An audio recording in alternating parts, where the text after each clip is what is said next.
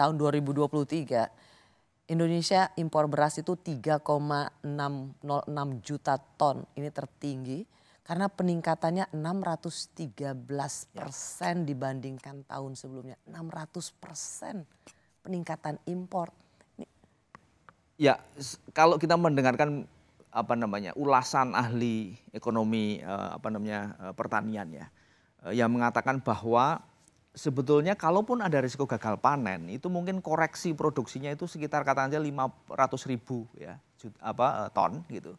Sementara ini kuota importnya sekitar 3,6 juta ton. Itu kan sebetulnya masif sekali gitu. Jadi ini saya kira tidak bisa menjelaskan yang tadi saya sampaikan bahwa kalau import itu sudah terjadi, kenapa harga masih mahal dan masih langka gitu.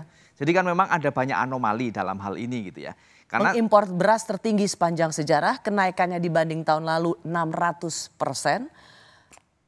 Dan kemudian harga tetap mahal dan kemudian barangnya juga tetap dianggap langka. Betul. Pasti ada sesuatu yang jauh lebih menjadi penyebab dibandingkan sekedar soal distribusi. 1 bulan distribusi tidak selesai juga. Rasanya apakah Anda hanya ingin cukup berbaik sangka terhadap apa yang terjadi? Ya, tentu saja kepentingan bansos ya, maksudnya beras untuk kepentingan pemilu itu jadi variabel. Kenapa saya kira pemerintah perlu cadangan sebegitu banyak gitu ya. Saya nggak tahu apakah 3,6 juta ton itu diproyeksikan kalau sampai pada waktu itu ya, perencanaannya itu pemilu sampai 2 putaran gitu ya, sehingga bansosnya lebih banyak gitu. Tetapi bahwa persoalan manajemen pangan ini memang persoalan yang tidak sekedar persoalan ekonomi, ini pasti ada unsur politik ya, political ekonominya gitu. Dan bahwa market di pangan ini juga market yang mungkin boleh dibilang mungkin ada semacam kekuatan besar atau bahasa yang lebih sering dipakai adalah kartel gitu ya, sehingga memang ya sulit untuk dikendalikan harga itu karena dikuasai oleh beberapa pemain utama saja gitu. Jadi memang ini rumit ya tapi intinya bahwa kerumitan itu sebetulnya bisa diatasi gitu asal ada kemauan. Nah, kita dulu pernah punya persoalan soal langkanya minyak goreng dan kemudian itu ditengarai. Ada pengusaha-pengusaha yang berusaha menimbun dan kemudian itu berujung pada kasus hukum. Meskipun pengusaha-pengusaha yang kemudian akhirnya diproses hukum itu juga punya pembelaan. Loh, padahal kami juga ikut membantu loh kelangkaan minyak goreng di daerah-daerah tertentu. Apakah soal harga beras yang tinggi, pasokan yang dianggap langka, import yang begitu tinggi tapi tidak juga mampu mengendalikan harga beras yang sangat tinggi ini juga akan memakan korban pengusaha-pengusaha yang dianggap kartel atau menumpuk pasokan beras? Saya menduga ini mereka tidak berani bermain-main. Jadi setelah ini saya duga harga itu akan turun karena beras itu pasokan itu akan mengalir pada market gitu. Jadi sekali lagi ini memang situasinya tidak tidak murni penjelasan ekonomi, supply and demand dan distribusi, tapi juga ada campur tangan politik yang kemudian menentukan distribusi itu sendiri dan harga pada akhirnya gitu.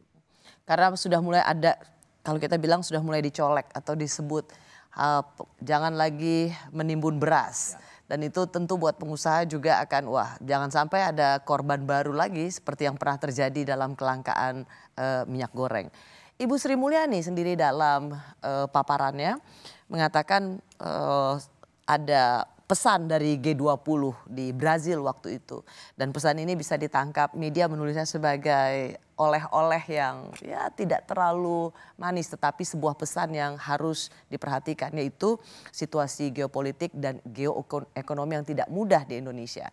Termasuk Ibu Sri Mulyani, Menteri Keuangan, menyinggung soal harga pangan ini.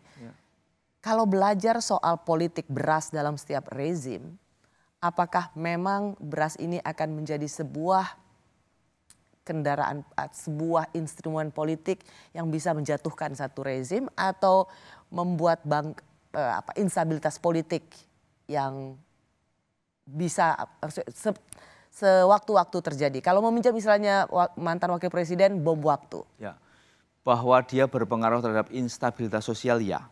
Dan saya kira sekarang ini kan sudah muncul ya keresahan bahwa akses terhadap beras dan kemudian harga dan setiap kali operasi pasar selalu ada gejolak sosial dalam pengertian orang berbondong-bondong itu iya. Jadi masalah sosial saya kira iya.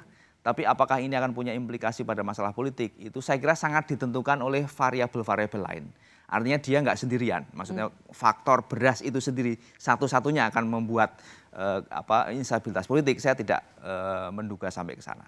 Anda tidak melihat bahwa ada kecemasan tentang wah ini bisa jadi bom waktu kalau tidak cepat diselesaikan harga beras karena kemudian harga pangan lainnya juga meningkat.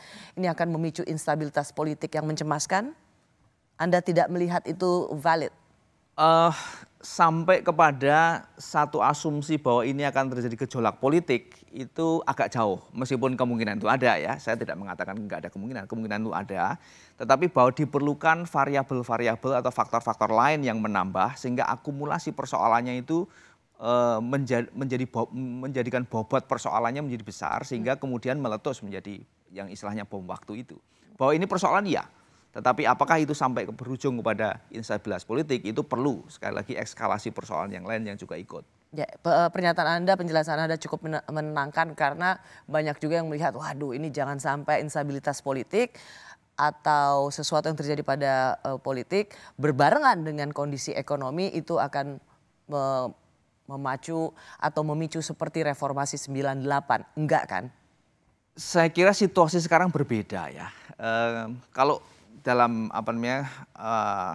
paparannya Bu Sri Mulyani itu mengatakan situasi dunia. Tapi kan sebetulnya juga di akhir beliau mengatakan, dan itu faktanya begitu ya, bahwa kita tidak seburuk negara lain. Jadi sebetulnya kalau dibilang ekonomi dunia tidak sedang baik-baik saja, tapi kita itu relatif baik-baik saja.